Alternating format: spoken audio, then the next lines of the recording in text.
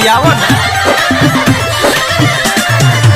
आवो ये सखी आवो मात पना चाव ससुनार झिझिया हसुनार झिझिया धक्के सरसों के तेल सजरावा डिबिया धक्के सरसों के तेल सजरावा डिबिया धक्के सरसों के तेल सजरावा डिबिया आए सखी एने तो गाये लेनी सो अब चलो तनी पछियारी टोला पुरुवारी टोला दक्षिणवारी टोला उत्तरवारी टोला वही भरे गाते गाते चलल जाई डोइनी के घर ओरी खूब गरियावल जाई। अब की बार नु जे डोइनी राणो हमनी के झिझिया में नजर लगाई है ओकर लाइटर से धके मांग जार दे। ए सखी खाओ